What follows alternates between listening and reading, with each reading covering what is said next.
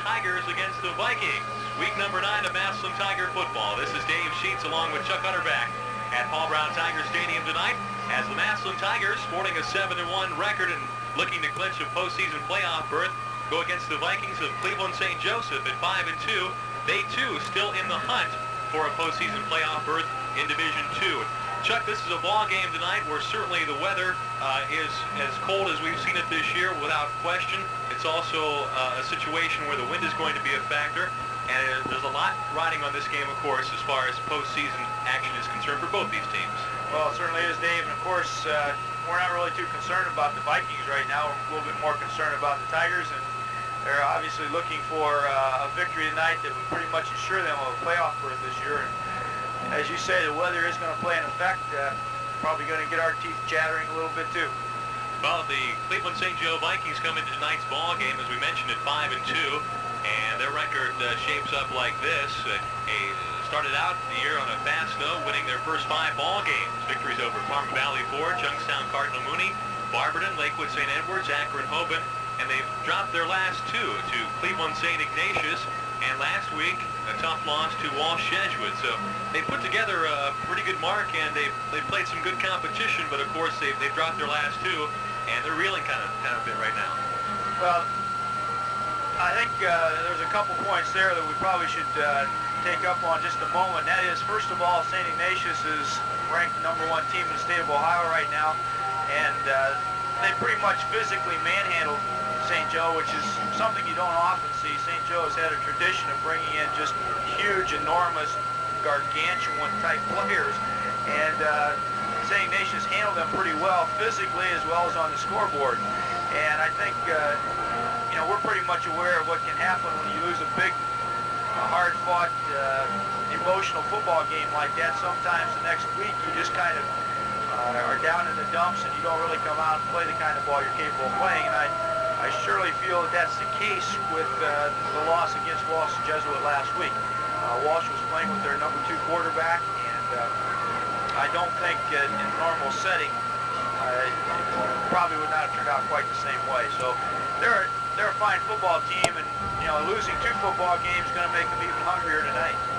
Well, Chuck, when you talk about St. Joe football, you have to start with the head honcho, and that would be the head coach, Bill Gutbrod.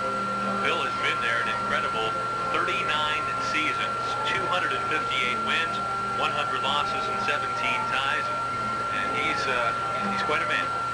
Well, he is, and you know, the big bonus with that is you certainly have continuity in your system. And that's a slight understatement, I guess. He's just done a phenomenal job. Of course, with them being in the Division 2 level, giving them the opportunity to be in the playoffs a number of times, playing very stiff competition, and a couple of times I think getting into the playoffs with 6-4 records. Well, of course, the St. Joe Vikings, as we mentioned, coming into tonight's ball game at 5-2. The Massillon Tigers, meanwhile, have won 7 of their first 8. They've defeated Gleno, Youngstown East, Middletown, Austintown Fitch, Akron St. Vincent St. Mary, Indianapolis North Central, and last week pounding Warren Harding. And of course, the only loss back in week number 4. Seems like a long time ago, that drubbing in the hands of Cincinnati Moeller here by a score of 41-7.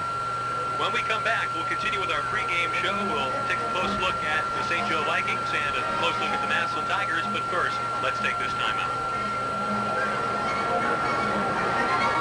Paul Brown Tiger Stadium tonight. The Massillon Tigers and the Vikings of Cleveland St. Joe squaring off in a short while as we continue our pregame show. St. Joe offense has struggled, Chuck, as we mentioned, the last few weeks especially. They're averaging just over 11 points a game and giving up an even 11 points per contest. St. Joe's offensively, no question about it, the main man is the quarterback, Tony Miller, 5'10", 180 pounds. He rushes the football extremely well. He has 675 yards on the ground this season. He's thrown for nearly 400 yards, and he, without a doubt, is the trigger man. Yes, offensively, I guess that is, again, another trademark of St. Joe, is that they've never been extremely explosive offensively. They had a young man played there a couple of years ago, or that's with Michigan now, and even with that type of quality quarterback, they never did run up big scores on anybody. They've always had a tendency to be predominantly a defensive type of football team and just try to stay very, very basic on offense. I don't think we're going to see anything too much. one thing they do like to do is they feature different formations in their offensive backfield. Right. They will try to give you different looks to confuse the defense. They'll run with, they'll get into a type of a wishbone set in the backfield. They'll run from the stacked eye. They'll run from some spread formations. But basically, they run the same plays out of it. So it comes down to execution as far as they're concerned. And looking at St. Joe's defensively, Chuck, they'll start the ball game in their characteristic 4-4, but again, it's a defense where, in most cases, they're going to show the Tiger offensive line a different look, people in different positions trying to stop the Tiger offense. And one thing that's a little bit different this year, they're not quite as big as they've been either offensively or defensively. We kind of, again, expect them to come in with 6'5", 6'6" linemen, and there's not really an abundance of those. And they're still they're going to hammer you defensively. They play good, sound, solid, hard-hitting, good tackling defense, and the Tigers are going to have to execute offensively. And of course, that defense returns 7 starters. A couple people playing in some different positions, but that type of experience can do nothing but help. And the inside linebackers are, and traditionally have been, the strength of their game going back to the days when they had some of the Golick brothers playing up there. And that's who they look to now to be the anchor of their defense. Well, we talked about St. Joe's early in the pregame show, the fact that they are looking for a postseason playoff berth. Next week they'll be at Lake Catholic on Saturday night. And when I talked to Coach Bill Gutrod early in the week, he felt that without question St. Joe's had to win one of the next 2 for sure, and probably the next 2 to get in. When we come back, we'll take a close look at the Massillon Tigers with their 7-1 record. But first, this message.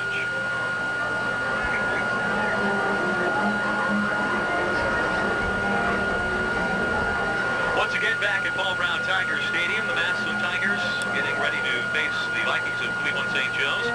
Chuck, Massillon offensively averaging 24.5 points per contest. They really racked up the points, especially the past 4 weeks.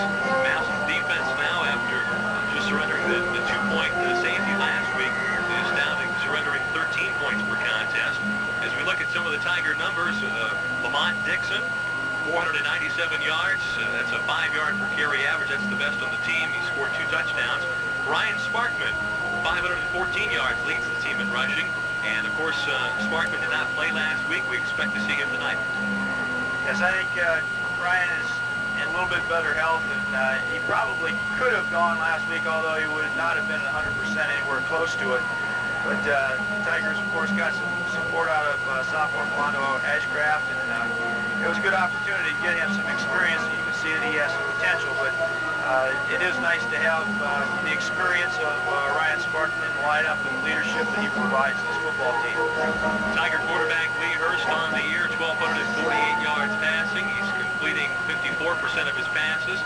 He's tossed 9 TDs along with 8 interceptions, and he is close to some individual numbers going into tonight's game as far as Tiger passing records. Well, he is, I guess, without too much doubt, the trigger of the offense, and he has really come along the last couple of weeks and really put things together. And it's kind of as he goes, so goes the Tiger offense. And I guess that's no big surprise, predicated on the type of offense the Tigers have built. And even though they're 2 very capable, or a couple of very capable running backs and some fine receivers, the quarterback just kind of is the ringleader. And the Tiger receivers, as you mentioned, Ramir Martin has 32 catches on the year, 505 yards, nearly 16 yards per catch and 4 touchdowns. And Troy Mannion, the Tigers' second leading receiver, 24 catches, 287 yards, and 2 TDs. This series, the Tigers and the Vikings have played 5, make that after tonight 6 straight years. Massillon leads 4-1. St. Joe's only win was the 1987 contest. And last year up at Euclid, with the weather so bad, the Tigers played without a doubt their best half of football and went on to rout the Vikings at Euclid 33-8. So the weather here obviously is not ideal. Last year was more or less a mud bowl, but the Tigers performed very well. We always seem to find some kind of weather like this when we play St. Joe. I think everybody's pretty much come to expect that, but it should prove to be very unusual, to say the least. We see the snow coming down harder and harder all the time as we go through this pregame session. Well, they are lining up the candidates for the 1989 homecoming ceremony.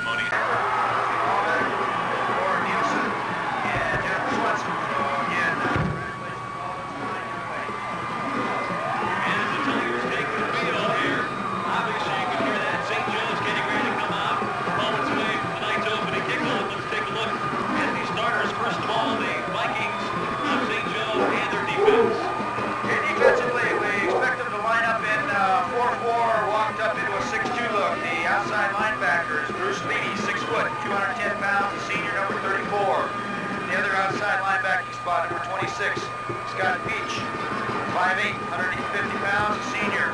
Defensive end, number 74, Mike Boris, 6'4", 250 pounds, a sophomore. And the other side, number 87, Dan Regovich, 6'2", 195 pounds, a senior. Defensive tackles, number 43, Steve Clark, 5'7", 200 pounds, a senior. And number 79, Tony Dosen, 5'11", 210 pounds, a junior. Inside backers, number 44, Dwight Lamar, 5'10", 200 pounds, a senior. The other inside backer, number 42, Bill Sleek, 5'10", 185 pounds, a senior. In the secondary, on the right side, number 32, Miguel Pickett, 5'7", 105 pounds, a junior. Number 31, Mark. Brian. Tell me that. Where are you at? Where are you at? Pellegrino. Pellegrino, right. That's number 31 in your program. 5'9", 160 pounds, a senior.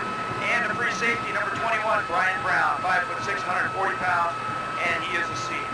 The Massillon Tigers are going to kick off. Let's check the Tiger defense. In the tackles, Scott Sergo and Chris Roth. Obviously in there as well will be Mark Murphy. McGeorge coming off a knee injury. The defensive ends, Mike Martin and Jeff Perry. Outside linebackers, Kevin McHugh and Joe Pierce. Inside backers for the Tigers, Greg Turkle and Eric Wright. Tigers secondary, Chad Buckland and Eddie Williams at the corner. And safety is Keith Rabbit. So the Tigers getting ready to kick off. St. Joe's will get the football first on offense. Massillon will be kicking off toward the north end zone, or the flag end zone, if you will. The snow is coming down. It is windy. It's not the type of snow that is going to stick, however, but the wind is going to be a factor in tonight's ball game. Sticking on all the papers laying here. In the middle of Sam Wolfwood, number 24. The kick is away by Hurst. It's a short kick. Going to the far side. Taken by one of the up men at the 15, out to the 20, to the 25. Breaks a couple tackles. He's got one man to beat. He's going to go to the 50. There's a flag now. He's going to go all the way to the end zone. It's going to be a touchdown, but we did see a flag. It's a clip at about the 40-yard line. Number 45 trying to get a block on Lee Hurst, the safety, and the lone man back there. That was Brian Brown who returned that kickoff. Now as we look, we see two flags, and it's going to come back, obviously, here. There's the signal. That is not the way you want to start out a game if you're the Massillon Tigers. So they're going to bring it back, and let's just wait and see where they mark it. Flags flew at about the St. Joe 40. Well, you can see the wedge break a hole in the middle of the Tiger line as it came down, and it just opened up right in front of him, and it left only the kicker, Lee Hurst, there to make the stop, and he kind of turned a little bit and blocking it back. It's a clip, they bring it back, and St. Joe, instead of having 6 points on the board, are going to start with the ball at about the 25-yard line. So the Vikings will come out, as we mentioned in the pregame, led by quarterback Tony Miller. 5'11", 165 pounds, a junior, an outstanding athlete. Rushed for nearly 600 yards, thrown for nearly 400 more. And he will lead this Viking offense. The football is at the 25-yard line. Now there's a St. Joe coach out on the field. I think that's Coach Guthrod. Talking to the official now, he's going to step off the field on the far side. It pretended like he was talking to one of his players, but actually it was like the manager taking a walk to the mound and talk to the pitcher. He wanted the umpire to come out so he could chew him a little bit. So St. Joe's comes up to the line of scrimmage. Bregovich tight at left side. They come out in the wishbone. 3 backs behind Miller, the quarterback. Tony Miller. Wait a minute, what's going on here? There's some movement at the line of scrimmage. The center was trying to grab onto the football, and now one of the officials comes in. There's a flag now. It looked like he had trouble just grabbing onto the football as he went to get it in the snap position. He just kind of squirted it off his left ankle, and then he reached back and picked it up and slid it back up there like nothing happened. But a flag did fall, and they're going to pick it up. No flag. Rather inauspicious start here.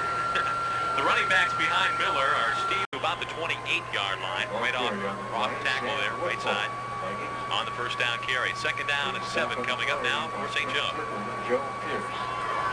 See one change on the Tiger defense. That's Ron Humphrey in at outside linebacker, number 46, replacing Kevin McHugh.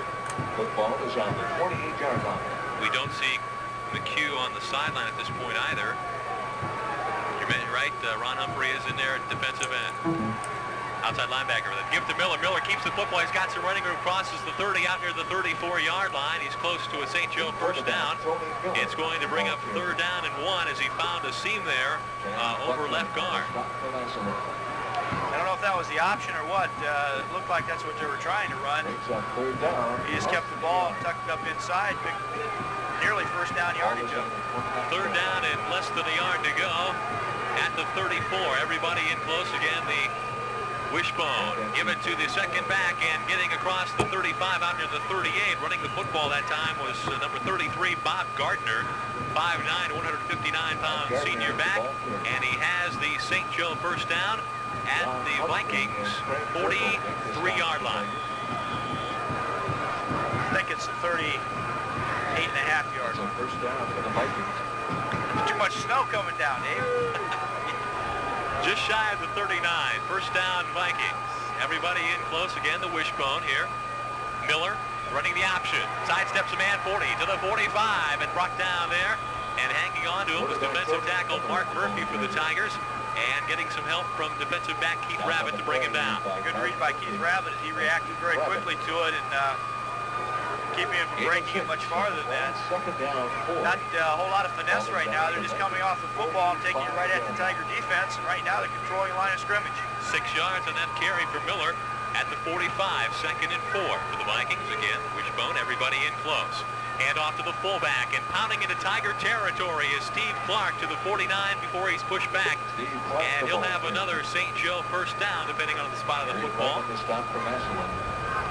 Across the 50-yard line and into Tiger territory, Dave, and first down yardage as they mark it at about the 49.5-yard line. And again, they're just lining up in the bone and just a straight handoff to the dive back or fullback, first man behind the quarterback. Tiger fans trying to cheer on the defense here. 1st and 10 at the 49, and a handoff, and that is the fullback, and he plows to the Tiger 45. Again, that's Steve Clark. Pick up about 4 yards, and that time they went unbalanced, as they've done a couple times already. Ran it to the short side of the unbalanced look. Again, they're just quick hitters right up. No finesse out of them, really just straight power right now. Right now, St. Joe's offensive line owning the line of scrimmage at the 45-yard line of Massillon. 2nd and 6. Miller gives it the second back, and that is Gardner. And Gardner gets down to the 42, possibly the 41. It's going to bring up 3rd down, and we'll call it 2 yards to go now for the Vikings at the Tiger 42. Tackle that time was made by David Whitfield, who was in the game. He's alternating in and out with Ron Humphrey. Tom Mechie is heading in now to defensive tackle spot, replacing Chris Rock. And 2 for the Vikings. 3rd down and a long 2 at the 42. Miller hands off to the fullback, and that is Clark, and Clark gets to the 40, and that's it.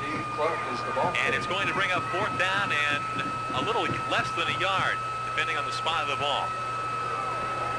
Tigers did a good job that time shutting that one down in the middle. They did. They went to a little bit different look, covered the center that time. Stuffed it up pretty good in the middle. Well, no question, St. Joe's going to go for it here early. 4th down and a yard. They have to get to about the 39. The ball is just outside of the Tiger 40. Wishbone attack. Miller hands off to Brown. He didn't get it. He did not get it. He crossed the 40, but he's going to be about a yard short. I didn't see who made a great hit in there. It might have been Greg Turkle. I don't know. There were several guys that reacted very quickly. It's going to be very interesting where the spot is here. But I don't think they have the distance to make it. It doesn't look like it from this vantage point. While they call the chain gang out to measure, let's take a timeout. 7:47 to go, first quarter, no score. We're back after this.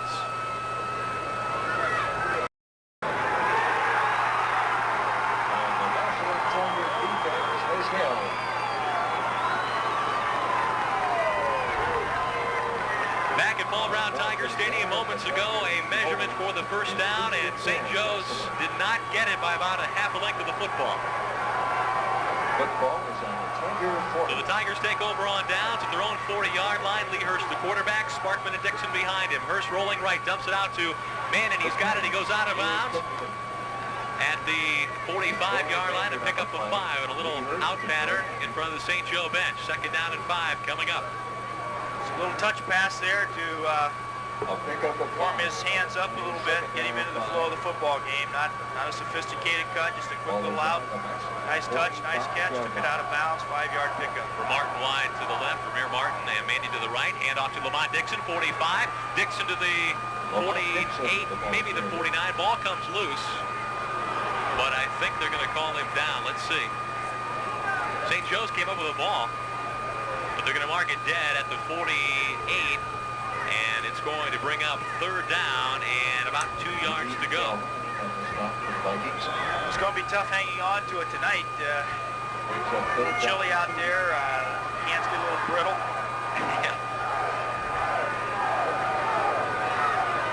Blondo Ashcraft into the Tiger lineup, I believe, on this down. 3rd and 2 coming up for the Tigers.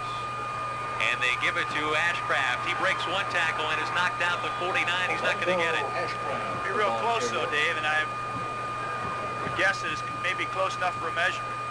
It's just shy of the 50, and as a matter of fact, you're right, because the marker is just shy of the 50 as well.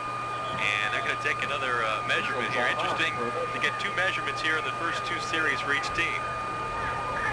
It's down to 6:34 here in the first quarter. The snow continues to fly here at Paul Brown Tiger Stadium. Dave Sheets along with Chuck Utterback with you here on WTIG. And they measure it up now, and let's see, is it just enough? I was going to say just short, but it's just enough for a Tiger first down, just shy of the 50-yard line. That's called the squeaking 1-5. Okay. Just shy of the 50, Massillon gets their first down. Initial first down of the ball game. Jim Goff in at quick guard for the Tigers. Brian Bach out. Split backfield. Hand off Dixon. Dixon to the 50. Dixon to the 45-yard line of St. Joe's and pick up a 5. Seemed like that play was a little slow in developing, but good yardage for the Tigers. Dan Bregovich was the tackler on the play, number 87. At the St. Joe 45 now, 2nd and 5 call coming up. Tigers send Mannion out. Sparkman is back in with Ashcraft and Dixon, all 3 Tigers in there. Ashcraft goes out in the slot to the right, Martin wide to the right. And they're going to run the reverse to Ashcraft. Getting outside to the 45. Cuts it back into the 43-yard line. And St. Joe's did a pretty nice job smelling that one out. And a nice play for the St. Joe Vikings again by Dan Bregovich. And it's going to bring up 3rd down. And we'll call it 3 for the Tigers. Looks like a pretty solid player on defense. He's been right there the last 2 plays. There wasn't any surprise on that one. There were actually 3 Vikings stayed home pretty well on the backside that time. Really no place to take the ball at all. Martin and Manning split wide to the right. It's Hurst running the bootleg, looking for some running. He's got the first down to the 40, to the 35, and down to the 31-yard line of St. Joe's. It's a massive first down, and a very well-developed play. And out there throwing a great block for the Tigers was number 65, Mike Silverthorne. Straight bootleg all the way. As soon as he took the snap, made a nice play fake in the backfield, laid the ball on his hip, and just rolled around the corner. Nice cut back inside, picked up first down yardage. They mark it right at the St. Joe 30-yard line. Tigers on the march here with 4:55 to go first quarter. Clock running. Manning and Martin split wide to the right. Split backfield, Ashcraft and Dixon. And to give us to Dixon. Dixon to the 30. Dixon still on his feet and hauled out of bounds at the 26-yard line. Knocked out on the Tigers sideline and a gain of 4. Trap play that time, Brent Bach and Tom Cavazos leading the play, running it into the blocking of Mike Silverthorne, Ray Cavazos. Nico, of course, over the ball again tonight, doing a nice job at the center spot. 2nd down and 6, Mannion to the left, Martin to the right, split backfield for quarterback Lee Hurst. Lee rolling to his right. Now he steps up. He throws the football incomplete, intended for Doug Herrig down at the 15-yard line. He was open, but the pass was a little high and a little behind him, actually. It's going to bring up 3rd down and 6 now for the Tigers. Doug was lined up at the left end. The Tigers ran the bootleg to the wide side, to the right that time, and they brought Doug across the field. But coverage wasn't too bad. They did a pretty good job of picking up that tight end, which sometimes very difficult. kind of easy to sneak him across there from the backside, and oftentimes linebackers don't see it, but the coverage was good that time. Case in point last week when Doug Herrick was open a lot. 3rd and 6. And they give it to Ashcraft. Big hole. And Philando Ashcraft inside the 20 down to the 17. It's a Tiger first down. Nice running that time for the sophomore, Philando Ashcraft. Nice job of blocking up front, too, as he made the cut. Made the cut off the blocks of Brent Bach and Tom Krabassis again. And that time, nice hole on the left side. He turned to north-south. Picked up good yardage to the St. Joe 22-yard line. Tigers doing it on the ground here in this opening drive. 4:19, clock running. Massillon with the football at the St. Joe 17-yard line. 3 receivers to the right. Split backfield, give it to Ashcraft. He's got a hold of the 15. Trying to get outside, breaks 1 tackle, and he's down to the 13-yard line. Philando Ashcraft with a carry and a pickup of about 5 yards. Broke a couple tackles to get that much. Kept the feet moving, kept picking the knees up, and good lower body strength right there as he balanced up a couple times off potential hits. Kept bouncing it to the outside before they finally dragged him down about the 12. 2nd and 5 at the St. Joe 12. Ashcraft and Dixon with Herrick tight at left ends. 2 receivers to the left. They give it to Ashcraft. He's horse collared right there at the 12-yard line and dragged down. It'll be maybe a gain of a yard. I think I'm being generous. We're going to mark it right at the 12. Sleety, the outside linebacker, was the one who made the stop that time, number 34. No question. Maybe generous, yeah. Yeah. St. Joe's does have a nice defense. That's apparent here early. Martin and Mannion go wide to the right. Herrick split out wide left. Split backfield for the Tigers. 3rd down and 5. It's Hurst rolling right. Throws wide open as Mannion. He's got it. He drops it down the 5-yard line. Had it, went to turn upfield and dropped the football. Throw just a shade behind him, but a normal guy to catch the ball. So that brings up 4th down, and the Tigers are going to go with Lee Hurst to kick this attempt. Going to go with a long field goal unit here, or Lee Hurst shaping up to boot. Now the Tigers are short a back. And the Tigers are going to line it up. Now they send 1 man in and comes back out. It's going to be a 30-yard attempt, and now the official steps in. Now it's going to be a 34-yard attempt. We have a delay of game call against the Tigers. And they still don't have 11 guys on the field. They still need a blocker on the wing on the left side. And now they get another man in. Which would not have hurt them as far as penalty goes, because they did have the 7 linemen, but they would have been a little bit light blocking-wise on the left side. So we are looking at a 34-yard field goal attempt now coming up for Lee Hurst.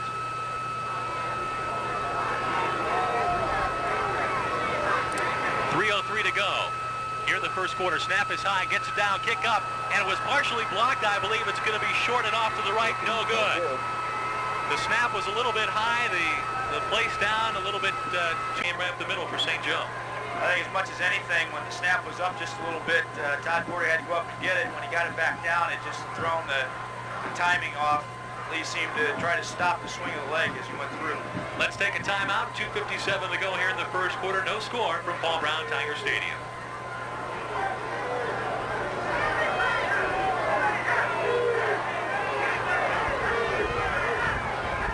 First down and 10 for St. Joe's, and running the football across the 20 out near the 25-yard line was the fullback, Steve Clark, number 43, who's done a nice job here in the first quarter.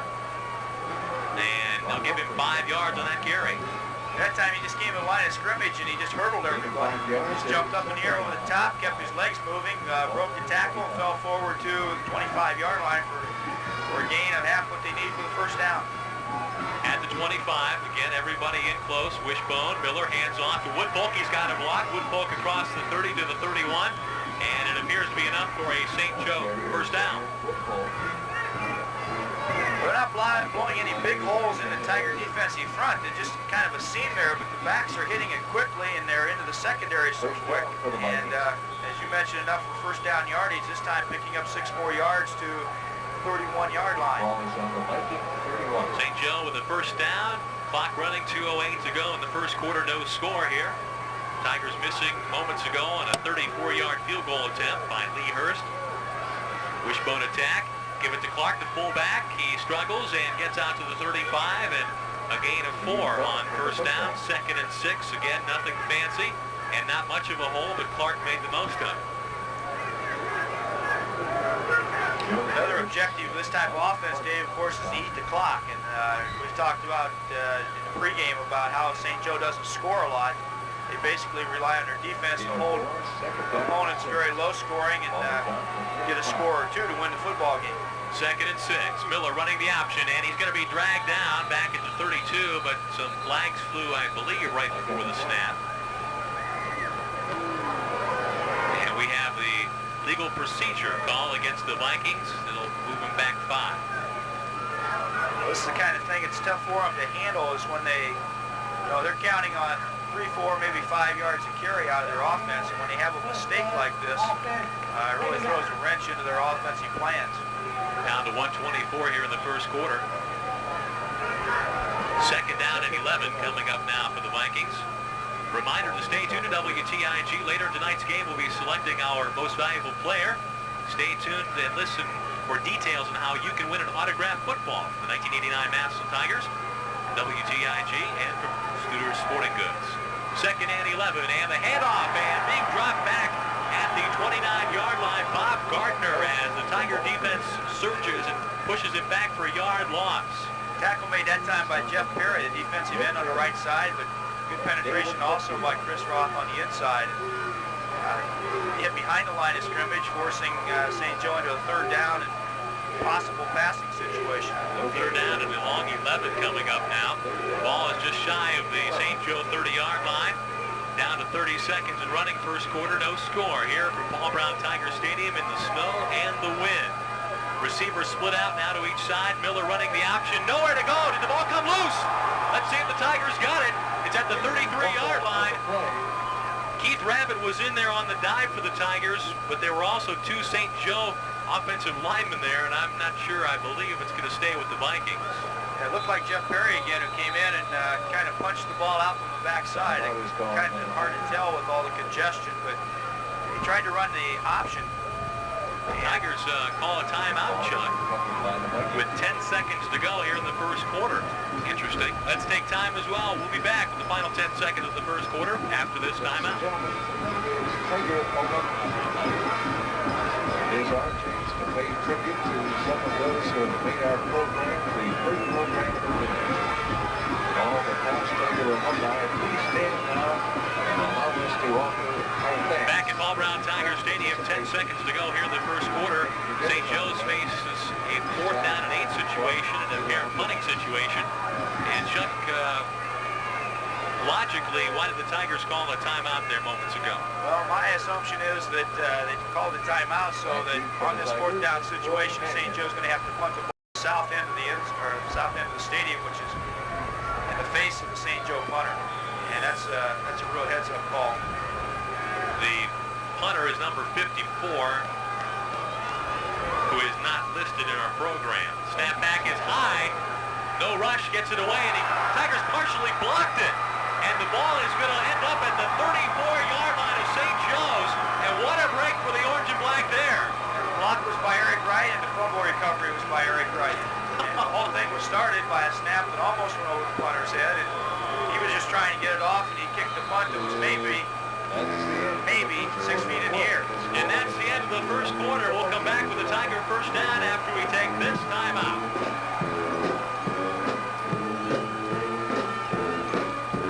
St. Joe 34-yard line. They give it to Dixon, looking to get outside to the 30. Lamont Dixon to the 29-yard line. A pickup of 5, maybe 6 yards on that carry. Tom Mensch is out leading the Tiger blockers that time. Yeah, real nice job of blocking across the whole Tiger front that time. Doug Herrig on the tight end. On the wide side, Jim Goff and Tom Mensch is on the trap and the wall block.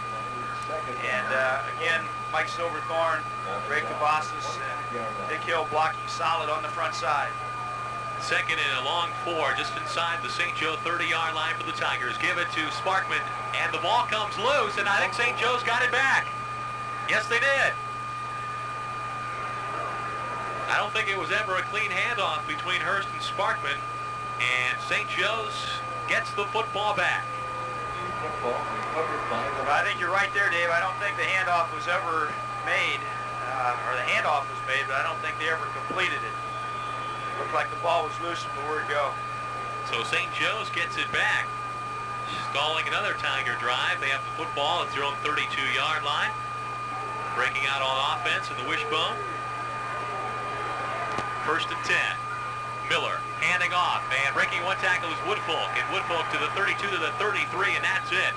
Chris Roth almost had him in the St. Joe backfield, but he managed to slip away, and Woodfolk ends up with a carry of about 2 yards on first down. Yeah, Eddie Williams was over there to make the stop on the corner and got help out of a couple other guys real quick. Ball at the 34-yard line, a gain of 2. Second and 8 coming up for St. Joe's. No score here as we are into the second quarter. About 10.5 minutes remaining before halftime. Ends are in tight. And the wishbone look for the Vikings of St. Joe. Handoff. No, Miller dropping back, being pressured. And he's going to be dropped back at the 22. Eric Wright with a big sack. Boy, he was on him like a mess of ants. Okay. What were those mess of ants after, Dave? And he was there in a hurry. There's no doubt about that. Seemed like Miller was standing still when Eric Wright made the charge. Well, he came out of there off the play fake, and I didn't see anybody breaking open in the secondary. The receiver had to get tied up someplace on the line of scrimmage, and there wasn't anybody to throw to at all. And I think that kind of, confused him a little bit, and Eric Wright ended that confusion. Back at the 25, third down and 18, and a shift and a flag. Illegal procedure against the Vikings. Looks like they were trying to pull a shift in the offensive backfield to draw the Tigers off, and apparently when the quarterback called the cadence to move his offensive backs, he moved one of his offensive linemen. 5 more yards, back now to the 21, and it's third down and 21.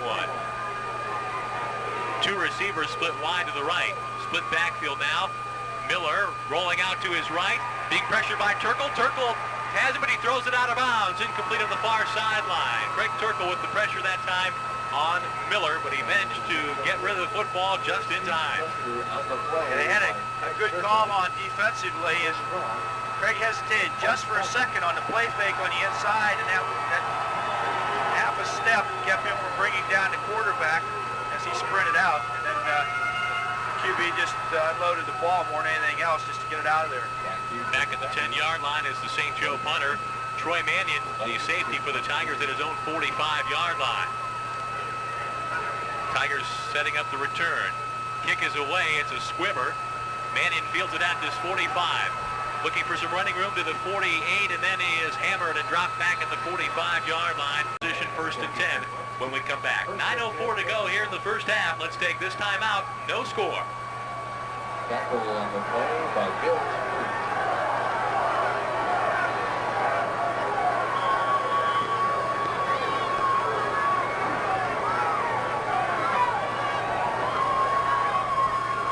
First down for the Massillon Tigers at the 49-yard line. Hurst running the bootleg to the right. Cuts it back into the 50, into St. Joe territory at the 49 before he is run out of bounds.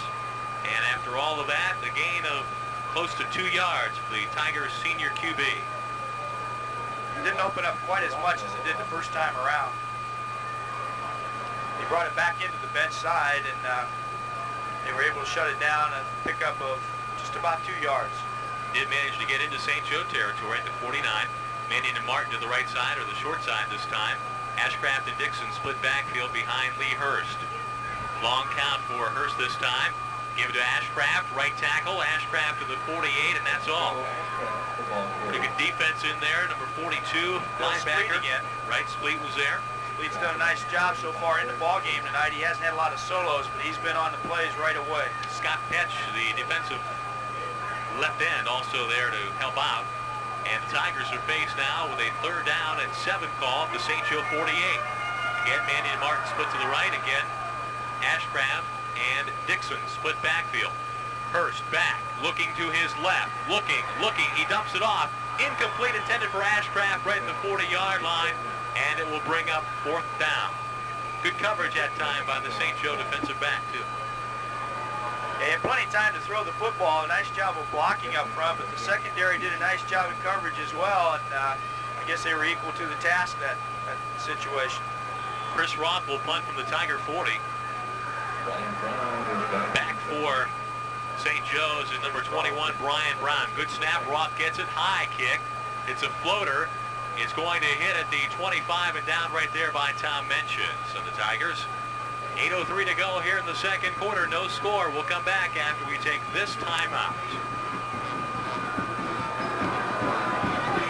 7:59 to go here in the first half of play. No score at Paul Brown Tiger Stadium between the Vikings of Cleveland St. Joe and the Massillon Tigers. St. Joe at the football, 1st and 10, their own 24-yard line. Miller running the option play. Sidesteps a couple of would-be tacklers, crosses the 25 and gets to the 27-yard line. Broke a tackle from Craig Turkle and a pickup of about 4 yards for Miller. Chad Buckland on the bottom, Ron Humphrey on the top as they finally brought him down and picking up, as you said, about 4 yards on the play. Well, it still seems to be as windy now, but the amount of snow has died down. 2nd down and 6 call for the Vikings as they operate their own 23, make it the 28-yard line, and now we have a man in motion jumping off sides. I believe it was one of the Tiger defenders. Well, now wait, let's see. We do have encroachment by the Tiger defense, so 5 free yards coming up for the Vikings. That's what they tried to do the last time, running 2 backs and a slot back in motion.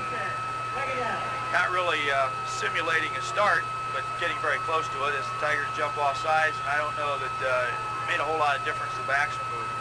Well, it's going to bring up 2nd down and inches.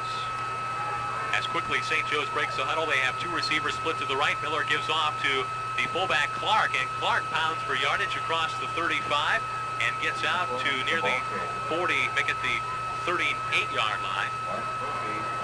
And a good run that time. 1st down for St. Joe's as Torrey Marsh comes into the Tiger lineup, replacing Chris Roth at defensive tackle. Ball at the 38-yard line. St. Joe's with it. 1st and 10 coming up. Break the huddle. Stevers and Gardner split wide to the right. Slot to the right. Miller running the option, looking for some running room, breaks a tackle, crosses the 45, dives out to the 47-yard line, and a gain of about 8 yards that time. And Tony Miller showing his quickness and sleight of foot there on that carry. They lined up in a trip set that time, which is kind of an unusual formation, but they came right back and ran a little counter option, I guess is what they want to call it. Basically a quarterback keep after he fakes to the right, taking it right back up the middle over the football, and picked up almost 9 yards. Looked like the Tigers had that defense pretty well, too. Wishbone look now, give it to Clark, the fullback. Clark pounds to near the 50, and looks as if he'll have another St. Joe 1st down. That was the 2nd down and 2 call. And it is a 1st down for the Vikings. Tom Menchie's in now, defensive tackle. Mark Murphy comes out. At the 49-yard line, St. Joe's has it. 5:53 to go. It's been a very quick first half. No score. Wishbone attack. Miller handing off to Woodfolk, and Woodfolk is knocked down after a gain of yard. Pretty good defense that time for the Tigers. With Jeff Perry there to haul him down. And Craig Turkle underneath everything else. So they give him a yard right in midfield now. St. Joe's 2nd down and 9 coming up. Again, nothing fancy out of the St. Joe offense. No, there's not a whole lot of ingenuity there. It's just a matter of mass against muscle. Everybody in close. Wishbone, 2nd and 9. Miller hands off. Woodfolk. Woodfolk nowhere to go. He's going to lose a yard and then push back. And the Tiger defense answers the challenge that time. A host of Tiger tacklers in there, including Mike Martin, amongst others. Tigers bring in David Whitfield, number 11, and Chris Roth on this down. Humphreys and Marsh will come out. 3rd down and 10. Back where they were 2 plays ago, just short of the 50. St. Joe's long time in the huddle. They'll send a man to each side. Stevers to the right and Gardner to the left. I formation now. First time we've seen this. 3rd and 10. Miller looking for some running room. Slips a tackle. Trying to get outside to the 50, to the 45, and wrestle out of bounds over there on the far sideline. And a gain of about 5 yards. The St. Joe bench wanted a roughing penalty over there. I think there's a flag on the field, Dave. We have a face mask, and it's going to go against the Tigers. So Massillon did a good job defensing that play all in all, but the face mask, of course, will wipe out the good play. And it's a big one, too. 15 yards. And it changes it from a 4th down and 5 to a 1st and 10 on the 30. And that is a super big penalty. That changes things drastically as far as the Tiger defensive approach right now. Ball at the Tiger 30 now after that 15-yard penalty. 4:27 to go first half. St. Joe's with their first serious threat of the ball game. Wishbone attack. 1st and 10. Miller signals for a timeout, and he gets it. Stops the clock, and we'll come back with more. No score here tonight with 4:27 to go in the first half. Ladies and gentlemen, on behalf of the Massillon Board of Education and the Superintendent. First down and 10 for the Vikings of Cleveland. St. Joe at the Massillon 30-yard line. 4:27 to go here in the first half. Wishbone attack. Miller dropping back to pass. Being pressured. Throws down the sideline. Wide open. And he dropped the ball at the 2-yard line. Chris Stevers wide open. He dropped the football. He was so wide open. He didn't know what to do back there. He was a good 10, maybe 12 yards behind the nearest Tiger defensive back. And that thing had to look like a beach ball coming down there. He was so wide open. Well, and the thing is, the pass was a little underthrown. To tell you the truth, it was underthrown. He had to come back a little bit. And as you mentioned, he was so wide open, he couldn't believe it. So the Tigers get a big break there. 2nd down and 10 at the 30. Well, no more often than they throw the ball. Maybe he's never had a chance to catch one before this year. I don't know, but you got to believe it had to be something that drastic. In 7 games, they've thrown for about close to 400 yards, which isn't a whole lot, but they have done a little bit of passing in it. The officials on the field know that the clock is all right. It is just stuck on a half second. Ball at the 30-yard line. It's 4:21 left. And there is some concern at this time. The clock is stopped, but public address announcer Walt Bronzing has announced that it's sort of on a half second right now. 4:21 to go. And it's stopped on the incompletion. The bodacious Walt Bronzing. The one and only, huh? Again, it continues to snow and the wind blowing to the north. And that's the direction that St. Joe is headed. Wishbone, 2nd down and 10. Miller rolling to his right, looking, fires the football. It's tipped, intercepted! And bringing it back is Keith Rabbit to the 25-yard line. Well, you can say thank you. Yeah.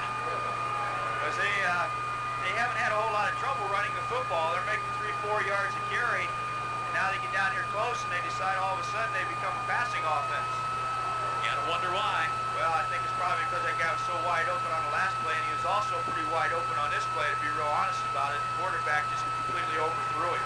Tigers 1st and 10, their 25-yard line. Haven't had the football here much in the first half. Pass is complete out to man, and he's shoved out of bounds at the 28, a gain of 3 yards, and that quick out on the far sideline. Out of bounds with 4:03 to go. Time of possession here in the first half, probably double for St. Joe's. That's probably a pretty safe assumption, I'd say, Davey. They, just take the ball and just grind it and eat the clock up. And you can't score if you don't have the football, is the old adage. Martin wide left. Manning comes split wide to the right. Split backfield. Eric tight at right end. And the give is to Dixon. Dixon is knocked down, and he looks looks like he'll lose a yard as he tried to get outside, but St. Joe's wanted nothing to do with that. Backed him down hard, and he'll lose a half a yard.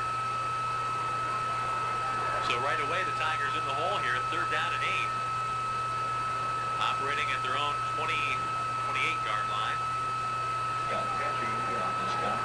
St. Joe defense is tough.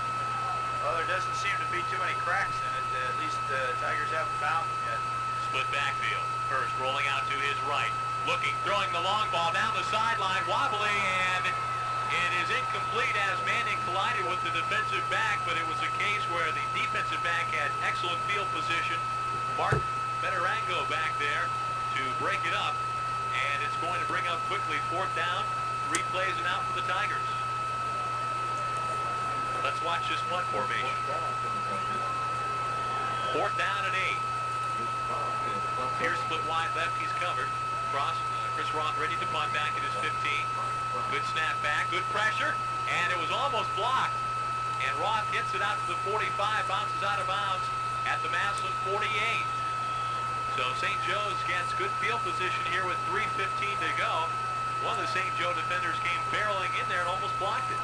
Yes, he did. He put tremendous pressure, and I don't know if Chris caught a glimpse of him out of the side of his eye or not, but didn't hit it very well. Just shy of the Tiger 49, St. Joe with the football. Let's take time here on WTIG, back with 3:15 to go here in the first half. 49-yard line.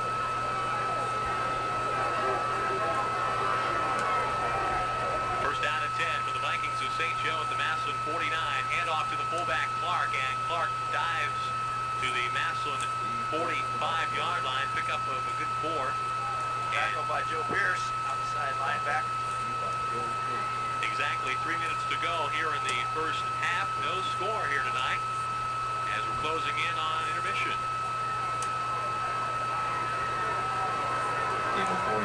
Just inside the Massillon 45. Everybody in close for St. Joe's. Tight on each side, the wishbone attack. Miller, the quarterback, gives to Clark, the fullback. He breaks a tackle and then is upended close to the Massillon 41-yard line, and he gets close to 4 there.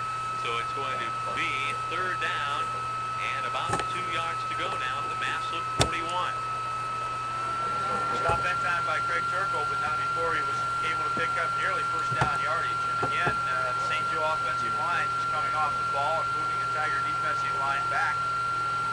And they put the fancy stuff. They're back to the rock and sock.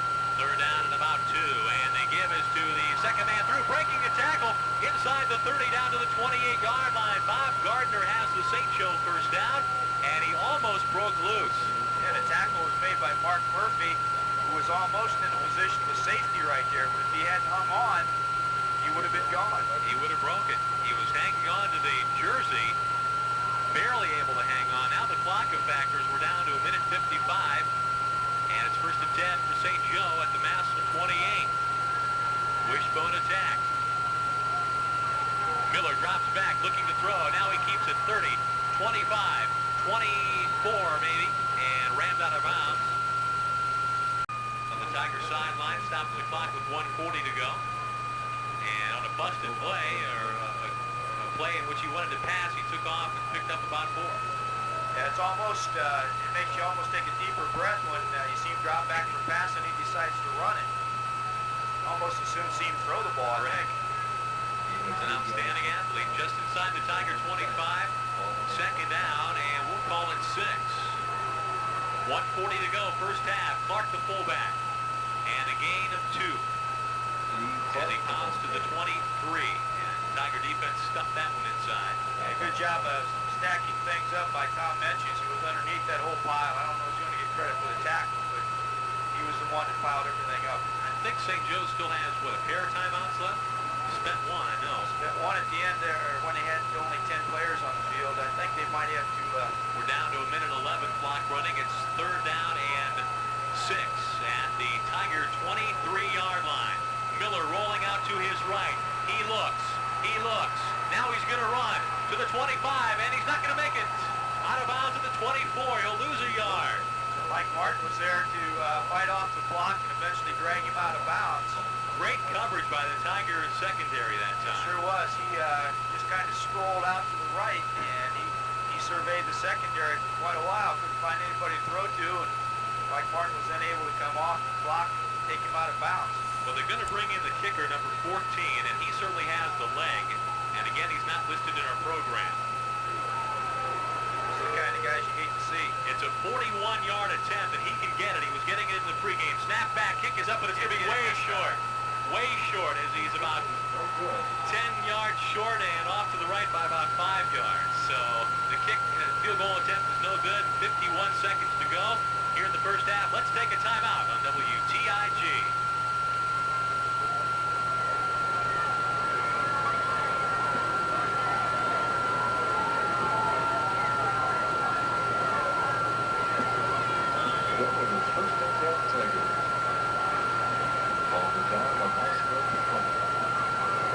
Back at Paul Brown Tiger Stadium, 51 seconds to go here in the first half, and the Tigers hand it off to Philando Ashcraft, crosses the 20 to about the 23, and in an obvious passing situation, it looked like the Tigers were hoping to spring one quick up the middle for the young sophomore, but not much there as St. Joe's allows 3 yards on that carry.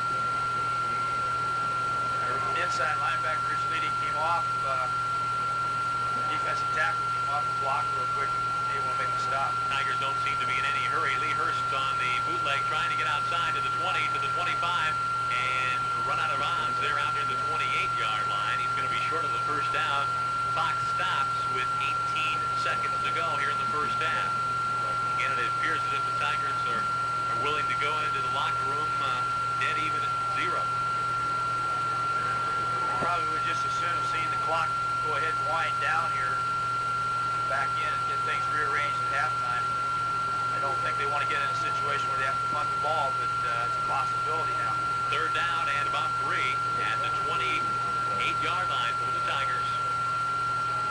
Hand off, and with the running room is Ashcraft. Gets a block to the 35. Ashcraft to the 40, and then he's shoved out of bounds at, well, about the 39, actually, and that stops the clock with 11 seconds to go. It's a first down, Massillon.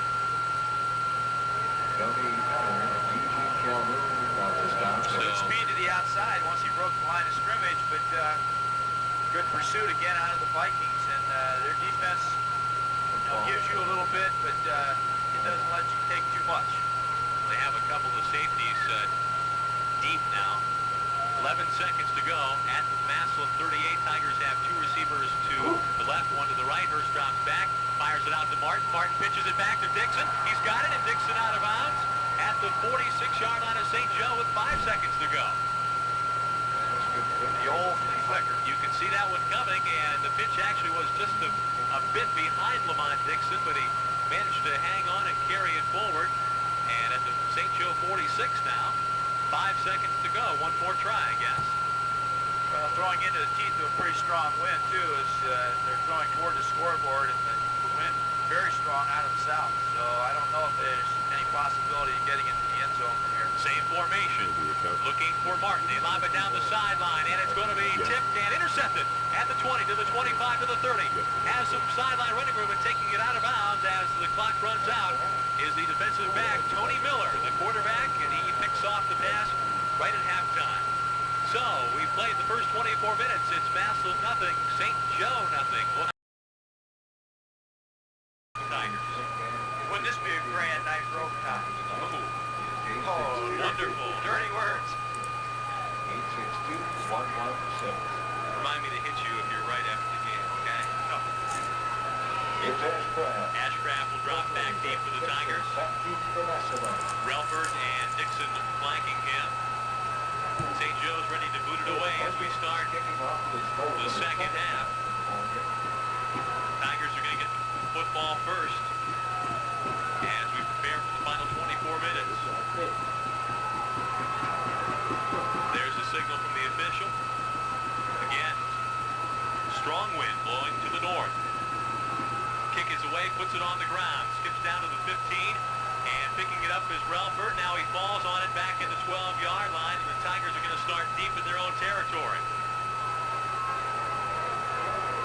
Well, not exactly how I'm sure they were expecting to come out and get things started in the second half. The ball was on the ground, had trouble picking it up, slipped tried to pick it up, then dropped it again, and the Tigers will start with it on their own 12. At the 12, first and 10. Lee Hurst quickly out of the field to call the play. Come up under center, Nick Hill.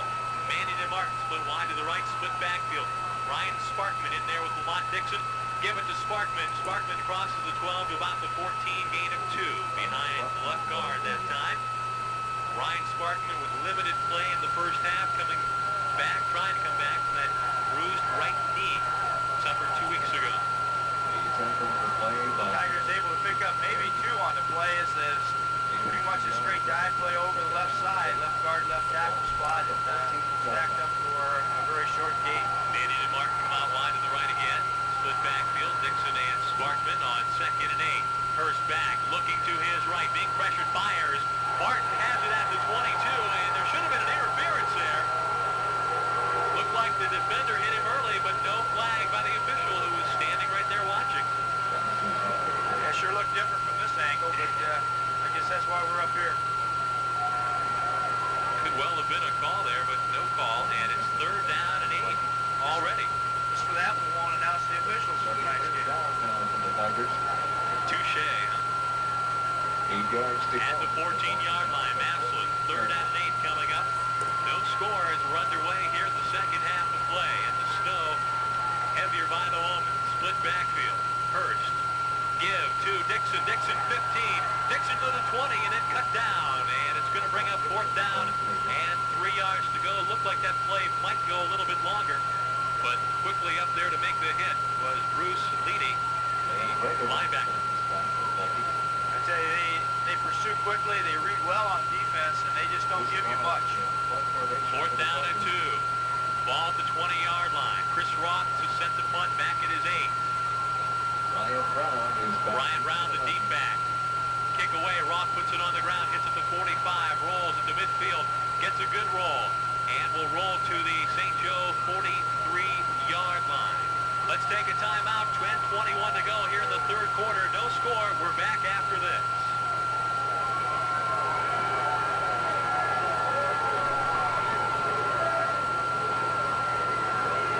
First and 10 for the Vikings. Ball is on the 43-yard line. After the punt by Chris Roth, St. Joe's has the football back. Their initial possession here in the second half. Hand off to Clark, and flags all over the place there on that 1st and 10 call at their own 43. Offensive center double clutched the snap that time. He started and popped the clutch in, then he let him have it. So 5 yards against St. Joe's, and that moves it back to the 38-yard line. Coming up for St. Joe's, 1st and 15 now. Stay tuned to WTIG. We'll be selecting our most valuable player. Stay tuned on how you can win an autographed football signed by the 1989 edition of the Massillon Tigers. Compliments of Studers and WTIG. That'll be a bit later on. Right now, back to live action at the 39. 1st and 15. Miller, the handoff to Clark, and Clark to the 41. A gain of 2. Greg Turkle in there for the Tigers. He had some help, though. Yeah, good job underneath, stacking things up. Turkle made the stop, but Scott Sergo and Second down and 12. trying to look to see who came out of the pile on the other side there. The other defensive tackle spot, I think it's Chris Roth. Yeah, it is. And that time they stacked it up pretty good on the line of scrimmage. Give him 3. 2nd down and 12, and they hand off to Woodfolk, and Woodfolk crosses the 40 to about the 44. He'll gain 3 more. Craig Turkle is there again, along with Joe Pierce for the Tigers. Well, one thing is very possibly going to be a factor in the outcome of the ball game is the wind that we have here. And obviously St. Joe took the wind to start this 3rd quarter, hoping to kick the ball deep, hold the Tigers on first possession, and then get good field position. Punt by Chris Roth down to the 43, and then the ensuing 5-yard penalty kind of destroyed that concept as they've come out here. 3rd down and 10, and Miller sidesteps one man as the back he intended to hand off to fell down, and he's thrown back. He'll gain about 2 to the 45, and it'll bring up 4th down and 8. And again, as he went to hand off his running back, I believe that was Spleet, fell down on the turf, and Miller had to try and make it on his own, and there was just nowhere to go. Brings up 4th down for the Vikings. Punt coming up for St. Joe's. Hunter is back at his own 35. Troy Manning in single safety for the Tigers at his own 20. Snap back, wobbly, kick is away. Mannion will let it hit. Now accepts it at the 17. Sidesteps one man, and he's going to be pushed back. And the Tigers are going to get the ball back just about where they had it last time, inside their own 15. Let's take a timeout. 8:13 to go, third quarter. No score. Out Tiger Stadium. Tackled on the play by Bill Splee.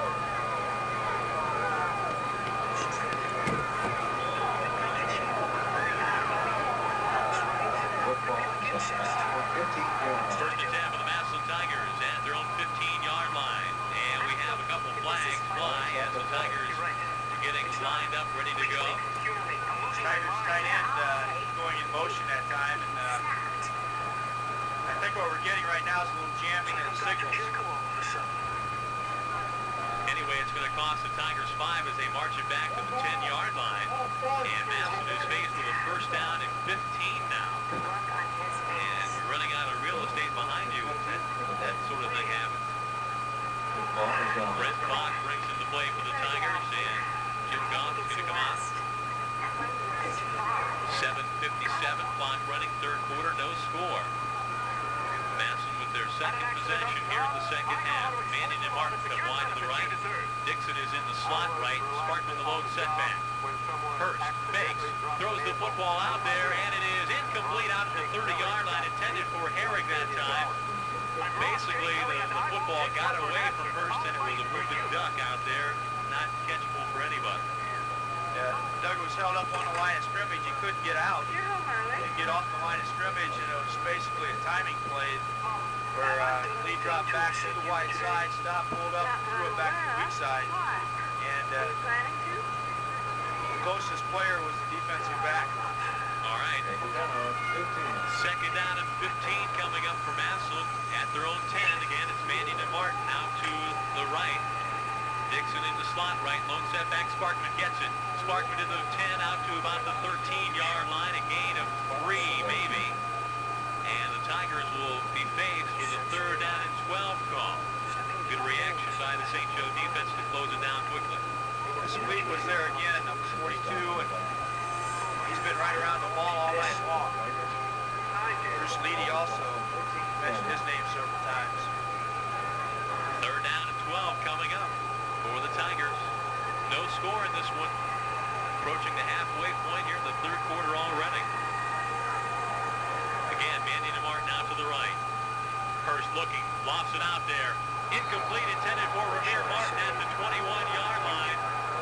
And it's going to bring up fourth down. Tiger fans want an interference. It doesn't look like they're going to get that call tonight. And it's going to bring up fourth down. And Chris Roth will kick from near his own end zone. The lone safety at midfield. And that is Ryan Brown. Roth gets it back. Here comes the rush. He gets it away. High kick. It's a short one, though. Depends on the bounce. Hits at the 33 to the 34-yard line. And St. Joe's has it at the Massillon 34. Let's take a timeout. 6:48 to go. Third quarter. We'll come back after this. Two scores for you in the third quarter. The score is Cardinal 12, McKinley 7. First down and 10 for St. Joe's. And running the football is Clark, the fullback, and he pounds inside the 30, inside the 25, and down to the Massillon 23-yard line. And that's a gain of 12 yards for the fullback, Steve Clark. Finally dragged down back there by Keith Rabbit and Chad Buckland, and that was the last line of defense. If he'd have broken that one, he would have been gone for 6. Well, he was the main cog on offense in the first half. At the Massillon 23, St. Joe's in a I formation. Give the Clark the fullback inside the 20, down to the 17. This time Craig Turkle again there on the stop as he has him wrapped around the ankles, stopping him at about maybe the 17.5-yard line. But that time they popped it a little bit wider than they've been running it. And the Tigers were root hogging things inside. Broke a hole and picked up good yardage. Second down and 5. Miller hands off to the second back, and that is Clark again, I believe.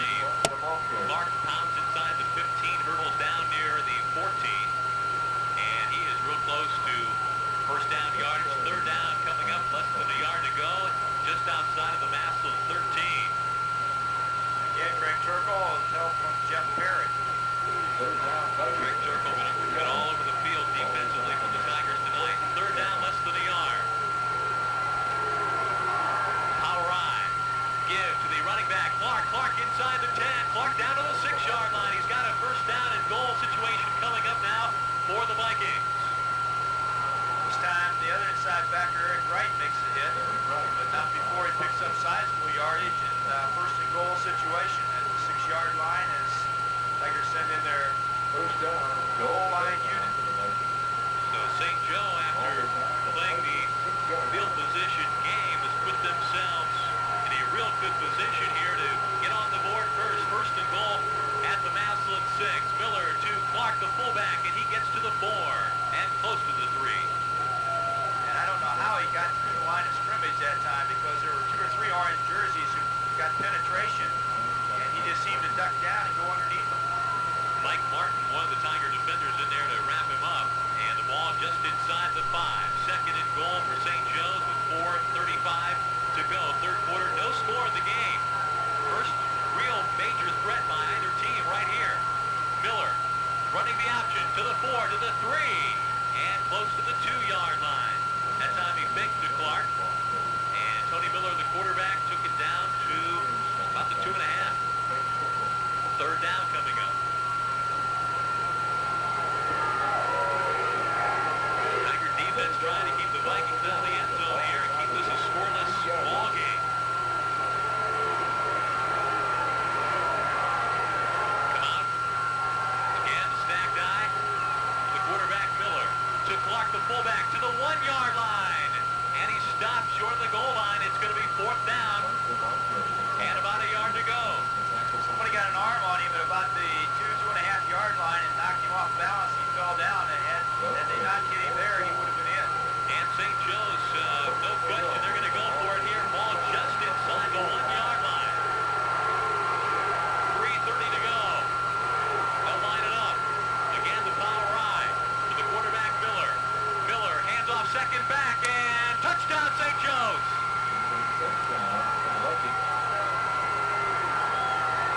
Didn't see who put that one in, Chuck. Did you pick up the back? Looked like, I thought it was Clark. I think you're right. 1-yard touchdown run by the fullback. We're going to give it to Steve Clark. With 3:22 to go, they'll line up the extra point now. Snap back, kick up. Kick is good. So with 3:22 to go, here's the third quarter. It's Cleveland St. Joe's 7, Massillon nothing. We'll come back with more here in the third quarter after we take this timeout.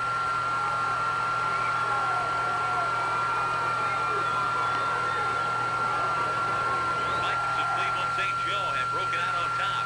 A 1-yard touchdown run by fullback Steve Clark. And the extra point attempt was good. It's 7-0 Vikings. And St. Joe preparing to kick off now.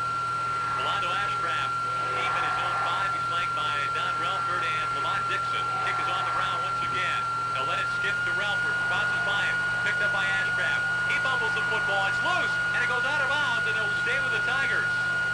Oh, my.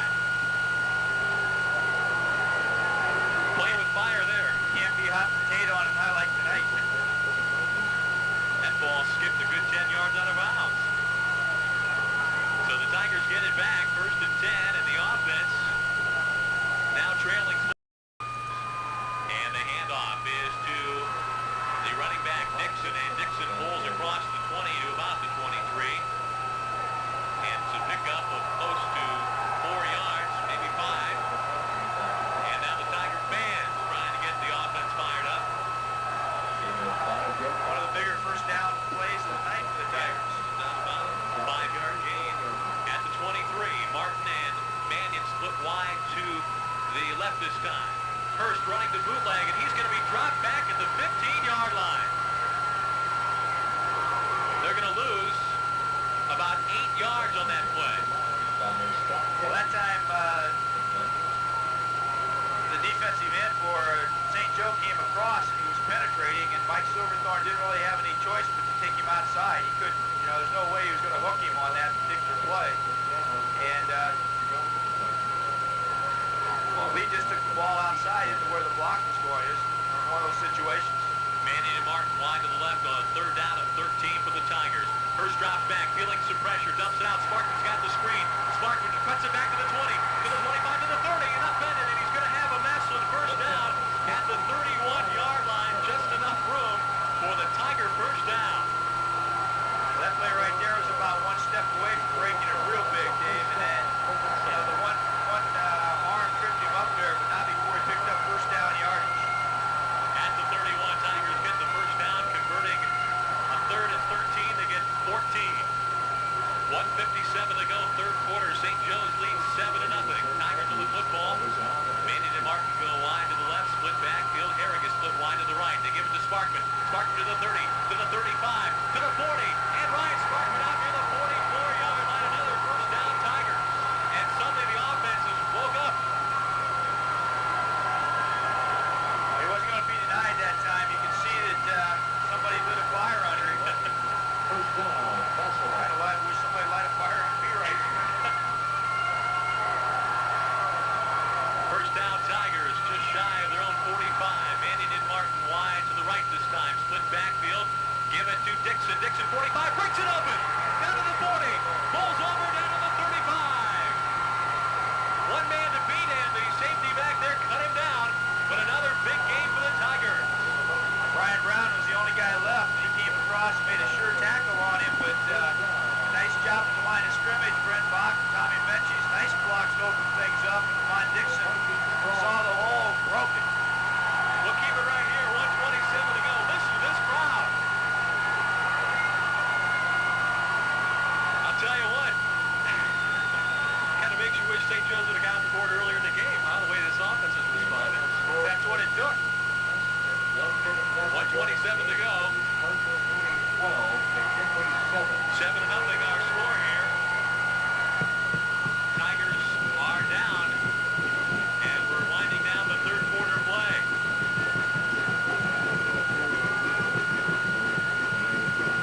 So a couple of big runs here, a big screen pass, runs by Sparkman and Dixon. The Tiger offense on the move, and Bill Gutt brought in his defensive staff and seen enough. They took a time out there, and we're going to try to stem this Tiger momentum. I don't think it's a factor of them being tired and being on the field too much, because we talked about at halftime, you know, they were only out there about 8 minutes the first half, and only 3 plays to start the second half here, so it shouldn't be a matter of being weary. As we mentioned, St. Joe's almost doubling the Tigers as far as time of possession there in the first half.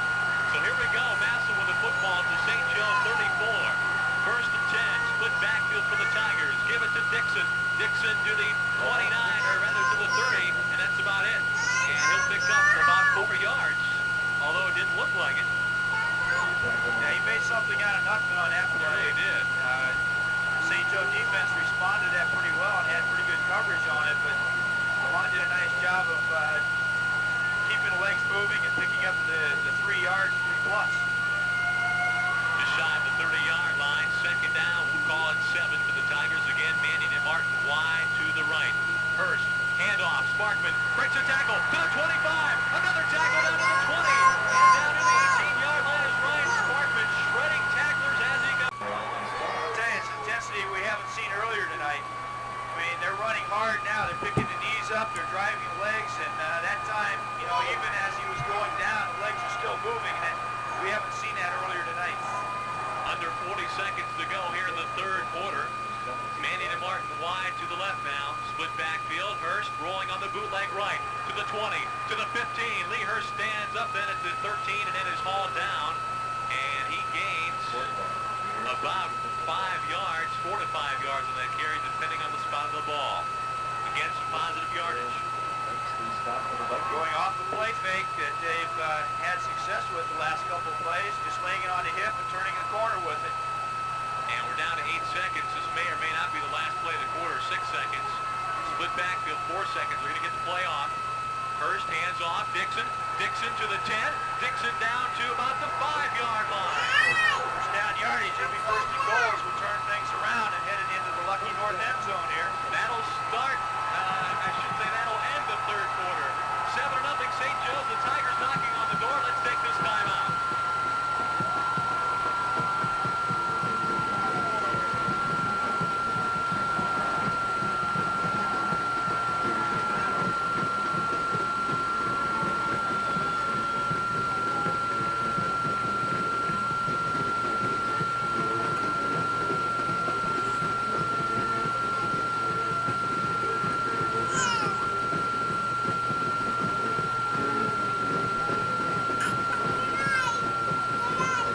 Hey, what's up? Oh, okay. Back at Paul Brown Tiger Stadium, Dave Sheets and Chuck Utterback. We're down to our last 12 minutes. It's St. Joe's 7, Massillon nothing, but the Tigers have the football first and goal at the 6. And as you mentioned a moment ago, it was St. Joe's who had a first and goal at the 6 when they punched it in moments ago. Everybody in close. Tigers in the short yardage offensive unit. Give it to Sparkman. Sparkman to the 2, and he's in. Touchdown! Took them 4 plays to get in from the 6. They did it in 1.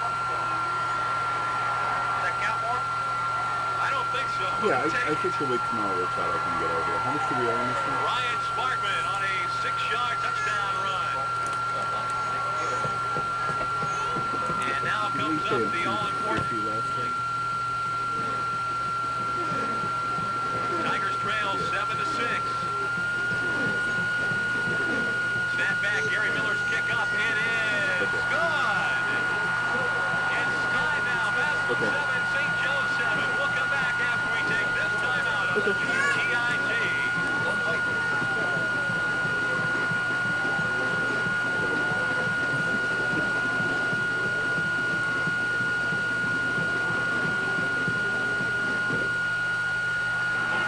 Yeah. What time do they practice tomorrow over there?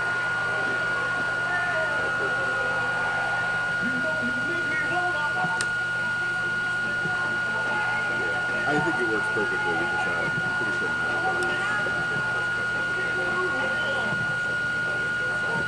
We have a brand new ball game with 11:56 to go in the ball game. It's Massillon 7. Yeah, that's fine. St. Joe's 7. I had one other kick off now for the Tigers, and the ball falls off the tee. Before trying to figure out if there was a spreadsheet that more than this. That is one of the more humorous things in football. I have to admit. You run up there, you get ready to the tournament they're talking about played in November at the end of the year is the LBYSA Round Charlie Brown. Sally, good old Sally, Charlie Brown.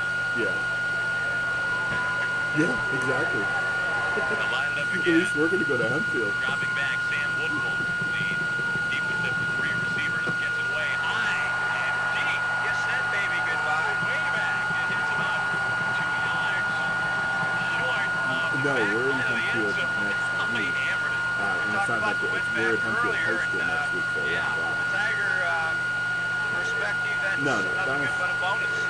No. Time is left. No, their season is basically over. So St. Joe's with the football. We have a tie ball game. They'll start first and 10, their own 20-yard line. They'll be knocked out of the 7-7 now. And almost a full quarter. At the 20, St. Joe's breaks out. Again, the power I formation.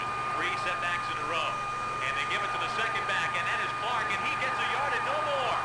Eric Wright slowed him up into the backfield. Mark McGeorge made the stop and brought him down. Mark McGeorge back in.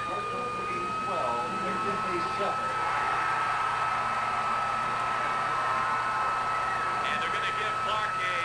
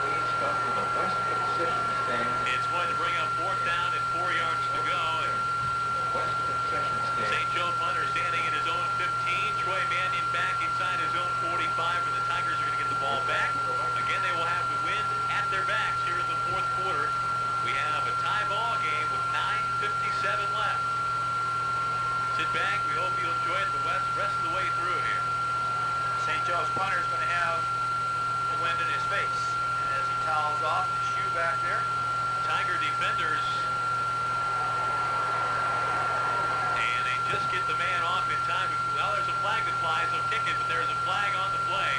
It's going to end up costing them, I think, a first down. That's, well, there's only 11 out there. It must have been motion on St. Joe. That's the call.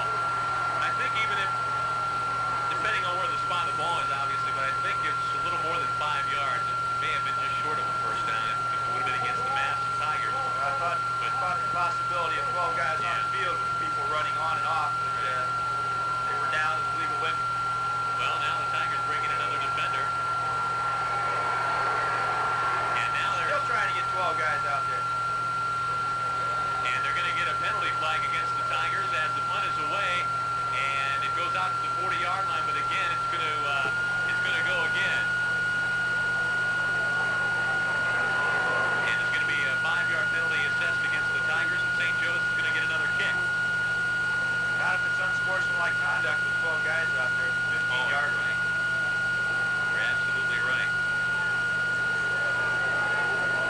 And again, it was a situation where the Tigers were not sure of how many men they were wanting on the field, and substitutes running in and out, all kinds of confusion there.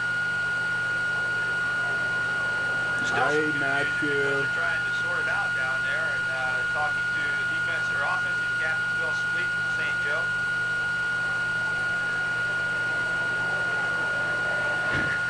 The heat of battle, huh? 9:30 to go. Here's a attack. Here we go. Handoff Clark, the fullback, struggling for yardage, crosses the 20 to about the 23. Give him 3.5 on that carry on first down. First hit by Mark McGeorge came off of that one, and Ron Humphrey was there to wrap him up. Pearson Turkle slow to get up on the Tiger defensive side of the ball. There's some heavy banging going on between the tackles there, Chuck. And this unit's been out there for quite a while tonight. Second down and 7 yards to go.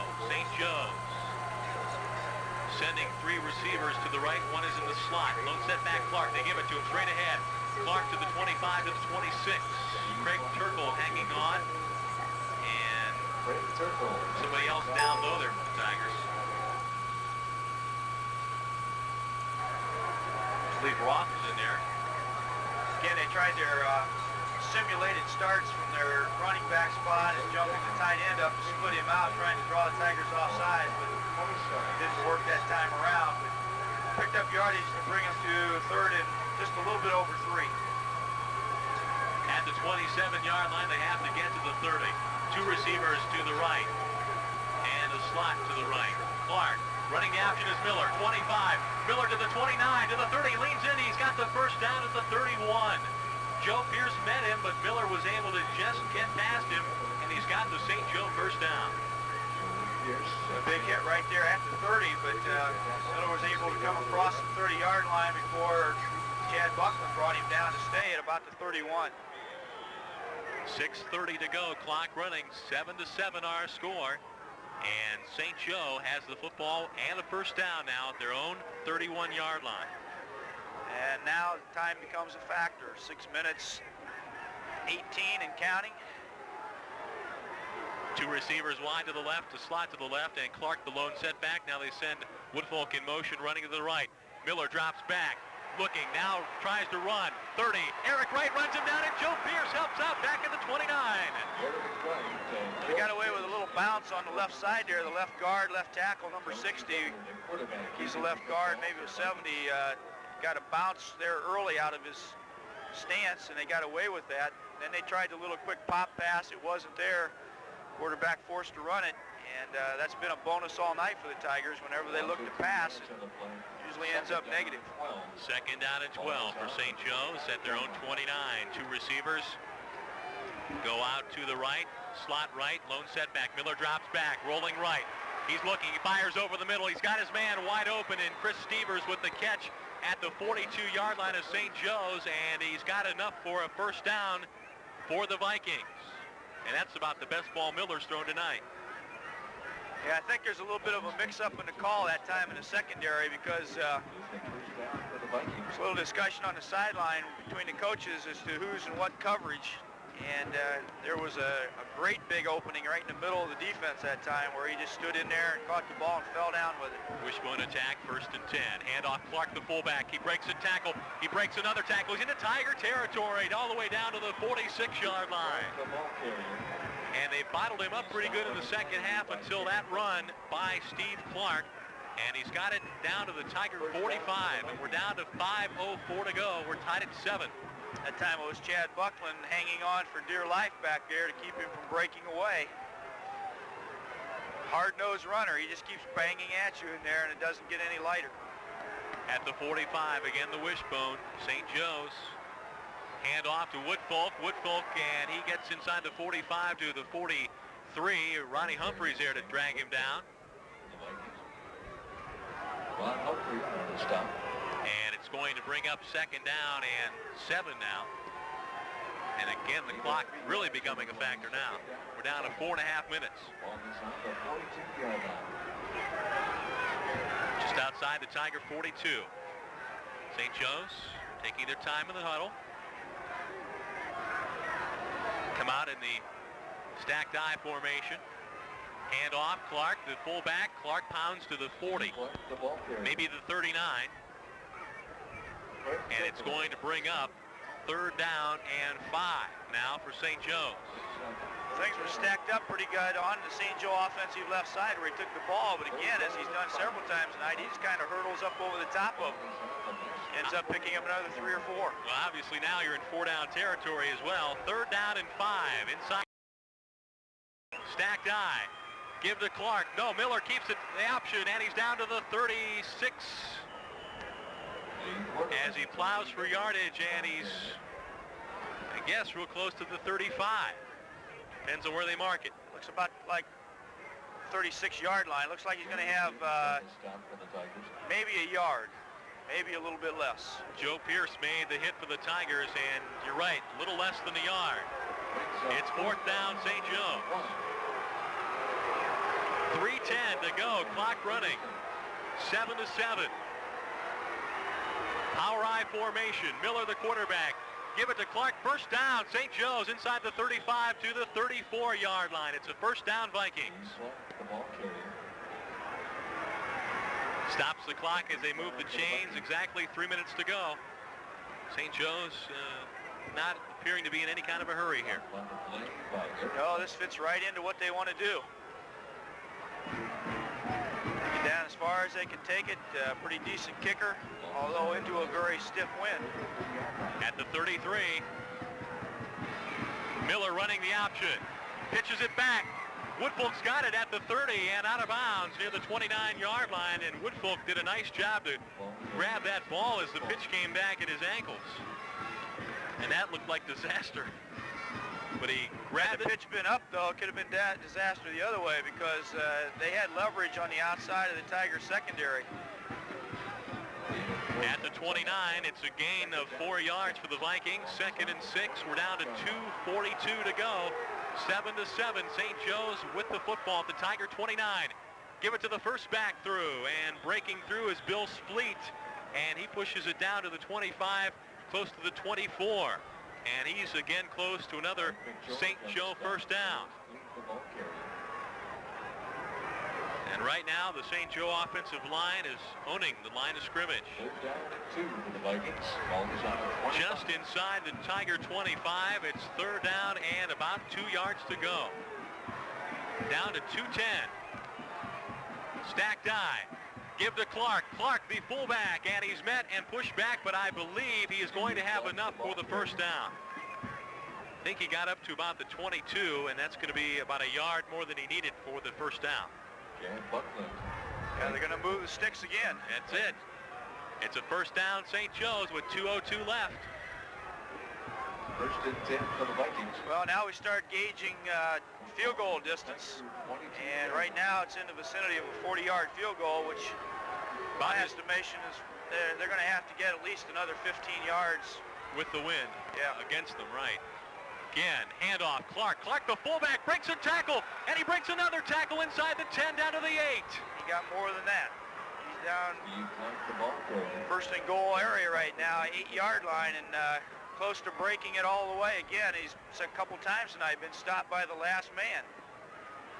And it's first and goal to go for St. Joe's at the Tiger 8-yard line with 1:40 left. And the clock is running. St. Joe's knocking on the door. High formation again. Miller handoff, and Clark gets down to near the 5. Diving ahead for yardage. Almost going to have to take a timeout here before long. We're down to 119, 118. 7-7. St. Joe's with the ball coming up now. Second down and goal at the Tiger 6. It'll be less than a minute by the time they get this play off. At the 6-yard line. Again, the power I formation. Give to Clark. No, they're going to run the option. Miller to the 4. Pitches it back. Is he in? Touchdown! It's a touchdown. And Woodfolk scores the touchdown. Well, they ran the option about as well as it can be run right there. They made a good fake inside to Clark. Got a couple defensive players to jump on that, and then they came out of it with the quarterback and the halfback. Miller kept it to just the last second, dumped it off to Woodfolk and took it in just inside the pylon there on the left corner. And the Tigers are going to have 53 seconds to operate. Down 13-7 now. And St. Joe's going to line up for the extra point. Rabbit, he is going to come out under his own power. He's the one that got the hit on Miller as he dished the ball off to Woodfolk, took it in. And they're going to line up for the extra point here. 13-7, St. Joe's with the lead and only 53 seconds left in this one. Snap back, kick up, on its way. Did he get it? Yes, it's good. Let's take a timeout. It's now St. Joe's 14, Massillon 7. We're back after this. Back at Paul Brown Tiger Stadium, 53 seconds to go. We will be picking our WTIG Most Valuable Player here near the conclusion of our game. We have 53 seconds to go. It's 14-7. St. Joe's on top. It appears the Vikings are going to kick it on the ground here, some sort of onside kick, as they've taken it to the far hash. Well, they've kicked off from the hash all night, and they, have kicked it flat, so that it is tough to handle coming off the carpet. Tigers have had trouble handling the ball on the kickoffs all night. So here is the kick. It's on the ground and taken by one of the upbacks to the 30, to the 32, and upended hard there at the 32-yard line. Let's see who returns it. Ron Humphrey, I think. I think it was Gary Miller, actually. Gary Miller, yes, all right. You're right. The kicker, and in there for blocking purposes. So it's at the 32-yard line. Massillon with the football, and 49 seconds to go. They do have the wind at their backs. Mannion to the right, Martin to the left. Hurst drops back, looking, fires right side. Mannion's got it out of bounds at the 37. A gain of 5. And 11 seconds used on the play. 38 seconds to go. Gain of 5 yards on the play. Second down, 5. Tigers have all 3 timeouts, don't they? I believe they do. I don't remember them using any here in the second half. 2nd and 5 at their own 37. We're down to 38 ticks on the clock. Tigers down 14-7. Hurst rolling to his left. Looking, fires. The ball is tipped, and Mannion's got it, and he dropped it. Dropped it at the 48, incomplete. Stops the clock, 32 seconds to go. 3rd down and 5 coming up. Well, as you mentioned, the ball was tipped, and Troy was still right in position to make the catch, but just turned his head looking for an opening to where he could go once he had the football. Just forgot the little item of taking the pigskin along. So it's 3rd down and 5 at the 37-yard line. Tigers running out of chances. Mannion to the right, Martin to the left. Split backfield. Hurst looking, fires it out there. Mannion's got a great catch at the 40, out of bounds. He's got the 1st down. Tigers at the 45-yard line. That was a super catch by Martin. Mayor Martin, nice job, nice hands, and then the presence of mind to get the ball out of bounds. We're down to 27 seconds, and the football is at the Massillon 45-yard line. Brent Bach brings the play in. Jimmy Goff comes to the Tigers sideline.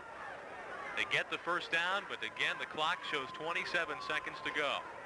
Martin to the left, Mannion to the right. Doug Herrick now joins Mannion on the right side, split backfield. Hurst dropping back, throws it out there, and it's incomplete. It's intended for Herrick at the 49-yard line of St. Joe's. Pass was low and behind his intended receiver. And good pressure by St. Joe's that time on Hurst. 45. Wasted 3 seconds there, down to 24 seconds.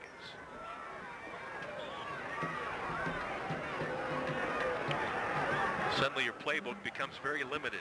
Yeah, you're looking for one of those 55-yard plays, and those are tough to come up with. Receivers to each side. Hurst dropping back, looking, over the middle, throws, and incomplete at the 44. And now a late flag comes in. A couple of late flags at the 44 of St. Joe's. That's only about the third time he's been hit prematurely tonight, and now they're going to walk it off. And take it to the 40-yard line. St. Joe. As you mentioned, that's about the third time tonight there's been an interference, but unfortunately for St. Joe's, it came at a very critical time when the officials actually threw the flag. 20 seconds to go now, and the Tigers have it at the St. Joe 40 after the interference. There's still life, folks. The Fires. And they still have 3 timeouts left. Martin wide to the right. Ashcraft split wide right. They're going to run the reverse. They fake it. Hurst rolling out to his right, looking for some help. Nobody to throw to. Now did he throw it? Yes, he did throw it out of bounds, and there's a flag, and I think you're going to have intentional grounding. And I really don't know why he did it, because he was only just a couple more steps from taking it out of bounds. And that used 7 seconds, and you're down to 13 seconds now. And that is a big play, obviously, here, as time is running out.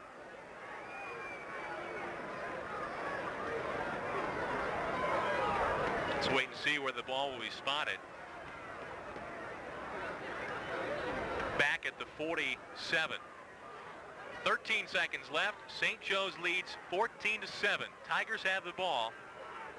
And we still believe 3 timeouts, and now I think the Tigers are going to take one of them.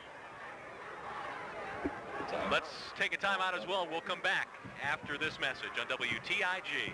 Tiger Stadium, 13 seconds to go. And again, Chuck and I will be announcing our MVP here in just a few minutes, and kind of waiting on the outcome of this game. It looks rather bleak for the Tigers at this moment.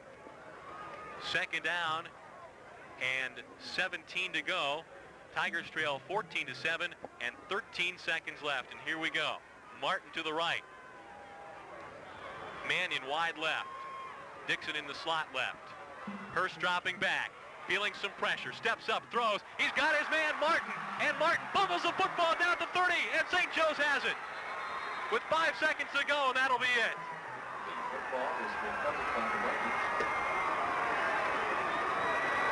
I'll tell you what, he made a great effort, made a nice catch, and just took a great pop there by the St. Joe defender, Chuck.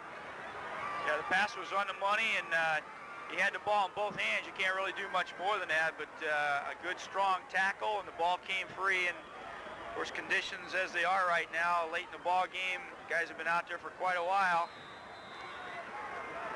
And that is it as the clock runs out, and the Tigers are stunned here tonight.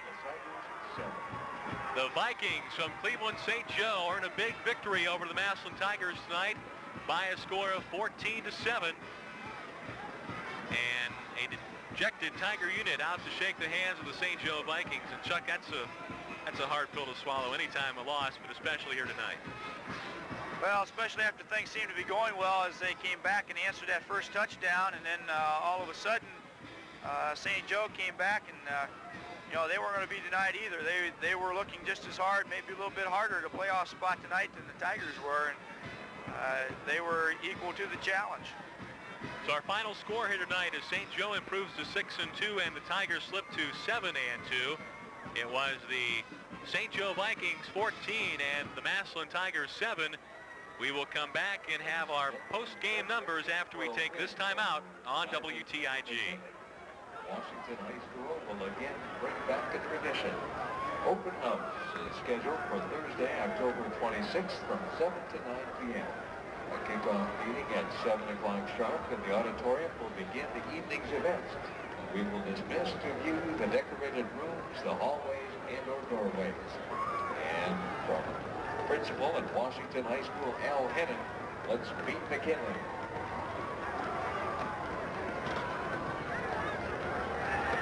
Welcome to our post-game show. Dave Sheets and Chuck Utterback on WTIG. And, of course, the news not good here tonight as the Vikings of Cleveland St. Joe come in and beat the Tigers by a score of 14-7. And before we do anything else, let's award our WTIG Most Valuable Player honor tonight in a tough loss. It goes to inside linebacker Craig Turkle. We don't have the exact number of tackles, but Turkle was all over the field tonight defensively for the Tigers. Yeah, he played a good, strong game, and kind of anchored the Tiger defense as it was taking some shots there in the first half. And, they needed all the leadership they could get out there. So, again, stay tuned on how you can win an autographed football by knowing that Craig Turkle is our MVP for the game tonight, week number 9. Again, St. Joe's beating the Tigers here tonight 14-7. Let's go over the scoring. We had a scoreless first half as each team missed a field goal attempt. Massillon missing in the first quarter, St. Joe's in the second quarter. St. Joe's broke the scoreless deadlock with 3:22 to go in the third quarter on a 1-yard touchdown run by fullback Steve Clark. The extra point was good. It was 7-0. Then going into the fourth quarter, the Tigers had it first and goal at the 6-yard line of St. Joe's. Ryan Sparkman took it in on the carry. The extra point by Gary Miller was good, and it was 7-7. And it was back and forth a few times, and then it was St. Joe going 80 yards and capping it off at the 53-second mark left in the game. A 6-yard TD run by running back Sam Woodfolk. The extra point was good, and St. Joe's came away with a 14-7 win. The Tigers tried to valiantly rally and got down to near the 30-yard line before, after a catch by Ramir Martin, he was popped and the ball came loose. And with 5 seconds to go, it was taken by St. Joe's. So again, St. Joe's the victory here tonight, 14-7. We'll come back and check the final numbers after we take this timeout. 13 seconds to go, and again, Chuck and I will be announcing our MVP here in just a few minutes, and kind of waiting on the outcome of this game. It looks rather bleak for the Tigers at this moment. Second down and 17 to go. Tigers trail 14-7 and 13 seconds left, and here we go. Martin to the right. Mannion wide left. Dixon in the slot left. Hurst dropping back, feeling some pressure, steps up, throws. He's got his man Martin, and Martin fumbles the football down to 30, and St. Joe's has it. With 5 seconds to go, and that'll be it.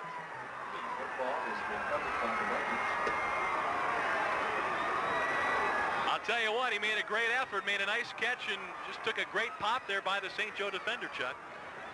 Yeah, the pass was on the money, and he had the ball in both hands. You can't really do much more than that, but a good, strong tackle, and the ball came free. And, of course, conditions as they are right now, late in the ball game, guys have been out there for quite a while. And that is it as the clock runs out, and the Tigers are stunned here tonight. The Vikings from Cleveland St. Joe earn a big victory over the Massillon Tigers tonight by a score of 14-7. And a dejected Tiger unit out to shake the hands of the St. Joe Vikings. And Chuck, that's a hard pill to swallow anytime a loss, but especially here tonight. Well, especially after things seemed to be going well as they came back and answered that first touchdown, and then all of a sudden St. Joe came back, and they weren't going to be denied either. They were looking just as hard, maybe a little bit harder, to playoff spot tonight than the Tigers were, and they were equal to the challenge. So our final score here tonight is St. Joe improves to 6-2, and the Tigers slip to 7-2. It was the St. Joe Vikings 14 and the Massillon Tigers 7. We will come back and have our post-game numbers after we take this time out on WTIG. Washington High School will again bring back the tradition.